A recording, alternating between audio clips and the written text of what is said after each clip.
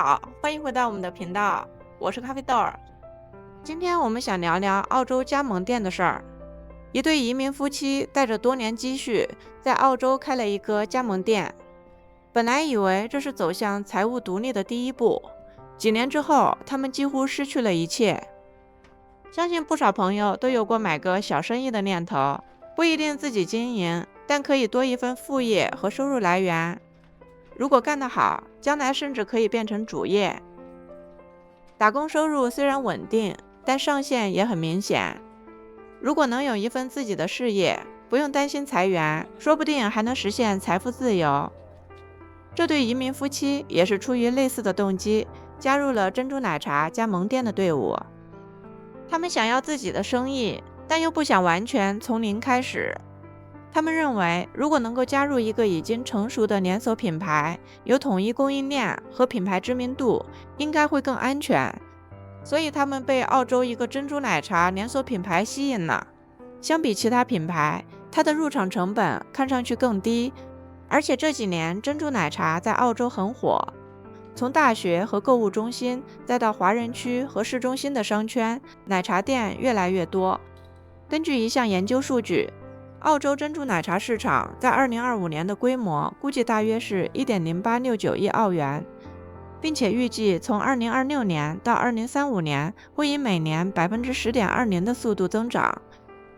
只是一个行业在增长，不代表每一家店都能赚钱。一个品牌在扩张，也不代表每一个加盟商都能活下来。为了开店，这对夫妻拿出了20万澳元的全部积蓄，还去借了10万澳元，在纽卡斯尔开了一家奶茶店。这个地点是总部选择的，总部也和购物中心谈好了租约。夫妻俩并不是直接向购物中心租商铺，而是从总部手里转租门店。换句话说，从一开始，关键环节都掌握在总部手里。刚开业的时候，他们非常开心，相信只要愿意努力工作，就能建立起一个未来。只是现实很快变得残酷。开业后，营业额从一开始就低于总部提供的预期数字。他们每周在店里工作72个小时，却还是达不到足够的销售额。为了吃饭和付账单，他们不得不又找了第二份工作。他们白天在奶茶店上班，晚上再去超市做上货工作。早上8点又回到奶茶门店开门，晚上7点关店之后再去做夜班。这看上去不大像是在创业，而像是用全家的工资和健康去填补一个永远也装不满的无底洞。除了这对夫妻，还有另外几位加盟商也遭遇了类似的困境。他们认为这个加盟模式存在一个核心问题，那就是总部可以从门店数量、饮品销售、供应链和各种费用中获得收入，但却不管门店是否盈利，风险全落在了加盟商身上。门店越多，卖出的饮品越多，总部收取的费用也越多。但如果某一家门店亏损，加盟商仍然要承担租金、库存、特许权使用费和市场推广费。几位加盟商都表示，为了让店继续开下去，他们不得不长期无薪工作。因为在付完房租、账单和总部的费用之后，根本剩不下什么钱给自己发工资，等于是在自费打工。有一位加盟商表示，他每周工作80个小时，却没办法给自己发工资，因为一旦给自己发工资，就没钱付加盟费、房租和其他账单。这种生活非常痛苦，他只想尽快脱身。那对夫妻表示，他们18个月里都没有从店里获得薪水，把所有的东西都投进去了。3年来一直拼命工作，但最后什么都没有了。对他们来说，最艰难的不是单纯亏钱，而是那种看不到尽头的压力。不仅看着毕生积蓄逐渐消失，心理健康也被一点点压垮。在他们开店1年后，附近又开了一个新的购物中心。从那以后，这家奶茶店的销售额下跌了超过 30%。本来就已经很艰难，这一下子更是雪上加霜。他们感到绝望，不断请总部给予协助，收到的却是继续催缴账单的通知。夫妻俩认为，门店失败的主要原因是选址不合适和总部支持不足，认为门店所在的购物中心并不能吸引适合奶茶店的年轻客户群体，而珍珠奶茶的主要消费人群往往正是年轻人和学生。不过，奶茶加盟总部并不认同这些说法，回应说大多数门店都在盈利，经营加盟店本身就存在商业风险，单个门店的表现会受到许多因素影响，包括本地经济环境、购物中心客流、经营者经验、管理能力和消费者偏好变化，其中许多因素并不在总部的控制范围内。还表示，这对夫妻经营的门店存在反复违反加盟协议和其他协议的问题，包括未支付费用、使用未经批准的原料，以及由总部承担门店租金等。双方说法各不相同，外人很难判断责任的归属究竟在哪一方。而这个故事真正值得关注的地方，不只是某一家门店到底为什么亏损，而是加盟生意里的结构性问题，比如总部握着选择地点的权利，掌握着租约，加盟商再向总部转租。这意味着加盟商在租金谈判中可能没有多少议价权，产品和原料必须通过指定的供应商采购，这也会让原料成本更高，也让加盟商无法自由寻找更便宜的供应渠道。有加盟商表示，如果总部推出新饮品，门店就必须购买相应原料，即使这些饮品在当地卖不动，也不能拒绝。另外，还有前加盟商表示，有的物料价格比他们自己去寻找的独立供应商贵很多，但协议不允许他们从外部采购。如果一个门店生意不好，最需要的是降低成本、调整菜单、改变经营方式。可是协议往往要求统一采购、统一产品、统一促销，灵活度相当有限。看上去是创业自由，但实际上可能是按照合同执行的义务。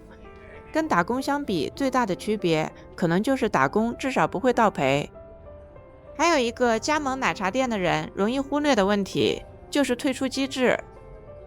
大家通常只注意开店成本、预估收入、品牌名气和总部支持，容易忽略了如果这家店亏损，退出加盟需要支付什么代价。如果不想续约，能不能将店转手给其他人？如果总部不同意转让怎么办？如果租约还没结束，是不是还要继续硬着头皮承担亏损开下去？澳洲小企业和家庭企业申诉专员曾经提醒说，不只要了解你买的是什么生意，也必须了解怎么离开这个生意。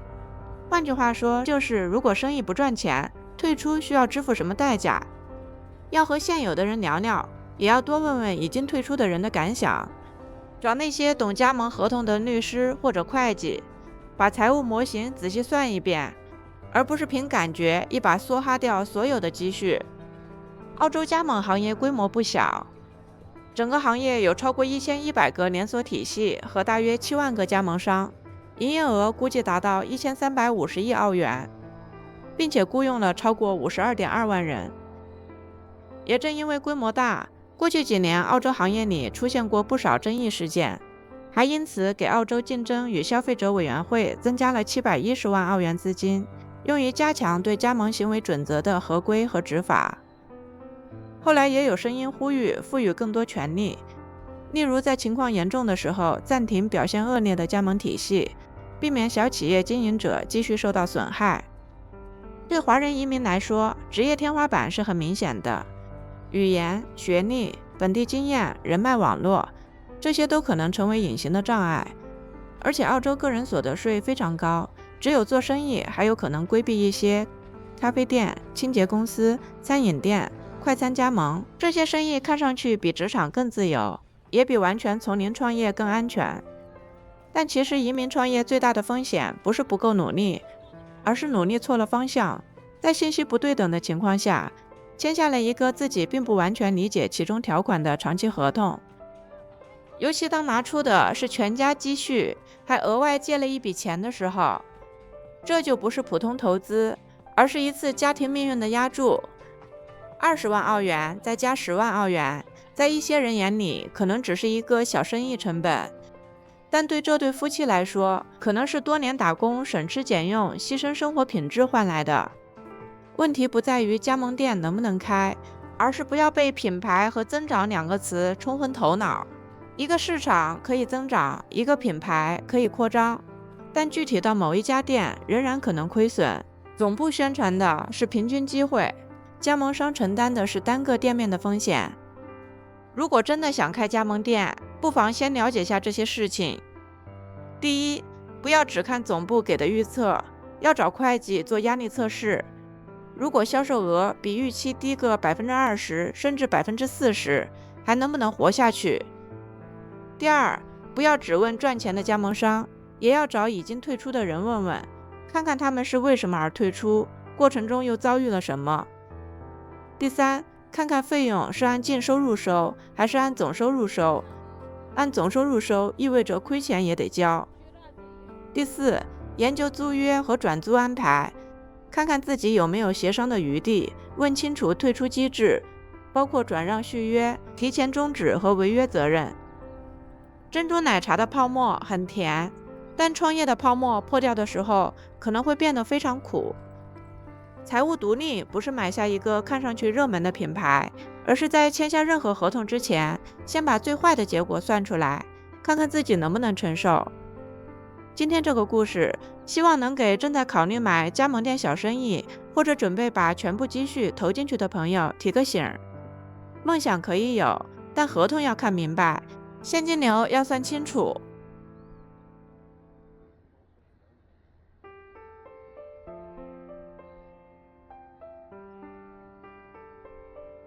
感谢你看到这里，如果你有任何的观点或者故事想要分享，欢迎在评论区留言。